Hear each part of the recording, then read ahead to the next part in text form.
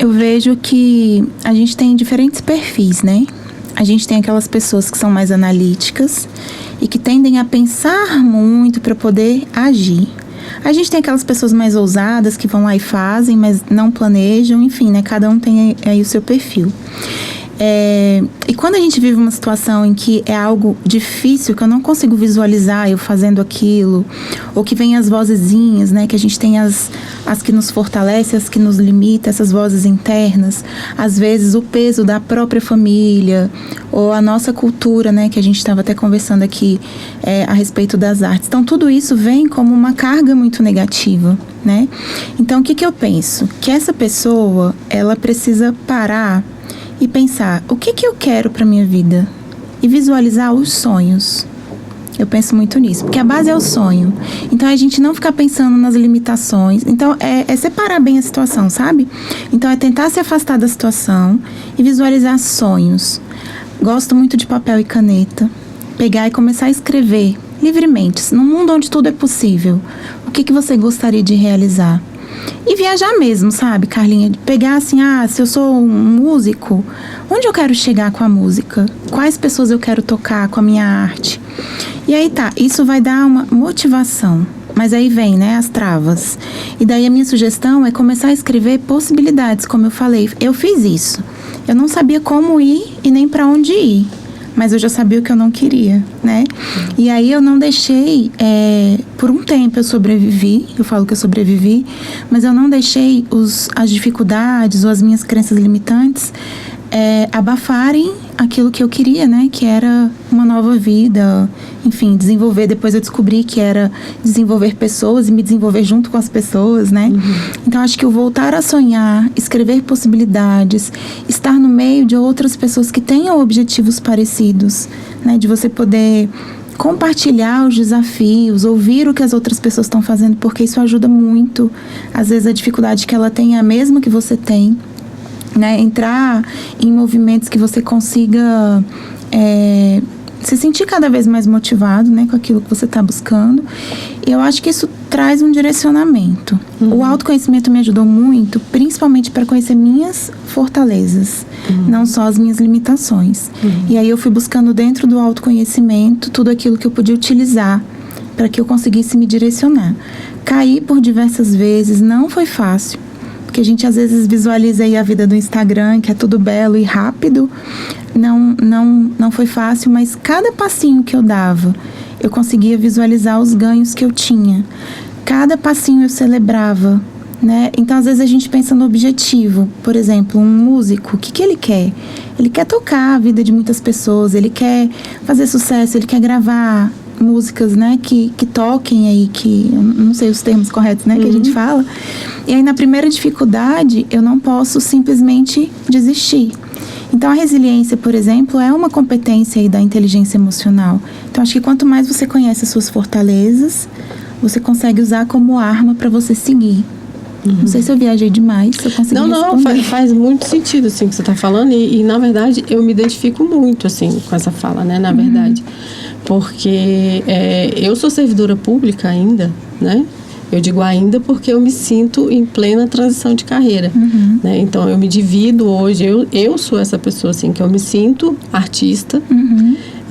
Desde que eu, enfim, era adolescente, sei lá, saindo do ensino médio, eu queria fazer artes cênicas. E aí, minha mãe me disse assim, mas a gente é pobre. Você não tem condições de fazer uma faculdade dessa. Não tem como você fazer isso porque a gente é pobre. Você vai viver de quê? Sim. Entende? E aí, aquilo, né? Enfim, eu falo, bom, então vou procurar outras coisas para fazer. E aí eu me lembro que naquela época eu pensava em profissões muito mais baseadas na cena do que na profissão em si. Sim. Eu pensei em ser, por exemplo, bióloga marinha. Porque eu já me via, olha só, não era qualquer bióloga marinha não, entenda. Eu queria ir para Fernando de Noronha, porque eu já me imaginava, assim, cuidando de baleias, sabe? E Fernando de Noronha, Então, assim, isso obviamente, né, eu tive consciência muitos anos depois, muito recentemente, inclusive. Mas eu me dei conta disso, que todas as profissões que eu escolhia, quando eu estava saindo dessa fase e tal, eram baseadas nas cenas.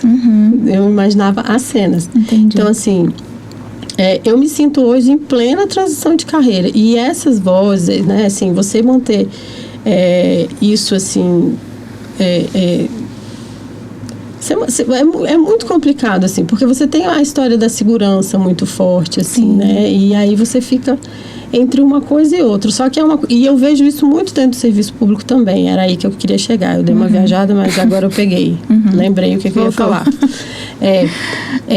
Eu vejo isso muito dentro do serviço público. Artistas, sabe? Pessoas, assim, incrivelmente artistas que vão enterrando seus sonhos ali dentro, entendeu? Exatamente pela segurança de uma vida que, sabe, que é a menos a que menos risco corre, entendeu? A do menor risco. Então, assim, isso é muito triste, assim. Eu vejo isso acontecer muito e que já aconteceu comigo muitas vezes, assim, de arrastar corrente em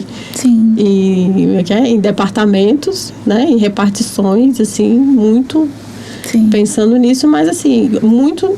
Por que isso aqui calou em mim? Porque é muito que eu vivi também, né, e, assim, é o que eu vivo também. Agora eu tô já...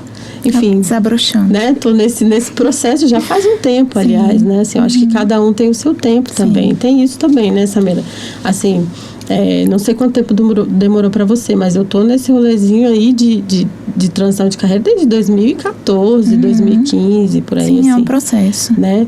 Então, assim, eu acho que tem que ter um pouco de paciência também, né? Sim. Com essas fases. O que você acha? É o que eu te falei, a questão da comparação, né? Quando a gente olha pro palco, a gente não sabe o que tá rolando nos bastidores. E cada um tem seu tempo, como eu estava falando dos perfis de comunicação, de personalidade. A gente tem aqueles mais ousados que a segurança pouco importa, mas a gente tem os mais analíticos que eu preciso tatear, eu preciso pisar, eu preciso fazer o plano perfeito para que eu consiga dar o passinho e sair, né, de onde eu tô. Eu acho que o que me favoreceu é que eu não tenho eu tenho a base da segurança, óbvio, mas eu gosto muito mais da falta da rotina, do desafio, do céu é o limite. Então, eu acho que isso favoreceu. Agora, existem pessoas que são mais analíticas, né? Então, elas precisam trazer a segurança para conseguir avançar. Então, eu acho que vale se perceber quem sou eu nisso tudo. A gente tem aí o analista, o teste DISC, né? Que fala dos 4 perfis. Então, para quem está ouvindo a gente, busca o autoconhecimento.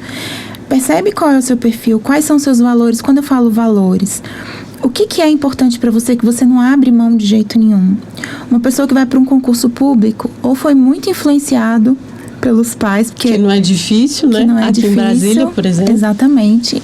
O meu pai é concursado e ficava falando para eu fazer concurso, mas eu nunca curti, né? Mas ou você foi para concurso para ter uma segurança financeira, uma estabilidade de carreira, né? Então tem os porquês. Aí você falou de arrastar a corrente, né, pelos departamentos. E aí eu me questionei aqui, a segurança. Que segurança que me traz ir para um serviço público? Se hoje tem dados que demonstram que no serviço público o índice de depressão e ansiedade são altíssimos. Então, aquela história de viver ou sobreviver. Eu acho que é o peso, né? Colocar na balança o que é mais importante para você hoje, como é que está sendo a sua vida hoje. E eu falo que vamos ousar um pouquinho. Se você tem aquela base da segurança e é difícil ousar, ousa 1%. Sabe? Não precisa ser 100% de uma vez. Mas vai tateando, vai sentindo, vai percebendo o crescimento, os ganhos, até que você vá ganhando segurança, que você consiga visualizar o caminho e seguir, sabe? Eu acho que é por aí. Eu tenho um site que eu tive recentemente aqui, entre o 8 e o 80 existem milhões de graduações, né? De gradações, você não precisa. E do 8 ao 80, você pode ir graduando, né? Isso é importante também. Sim.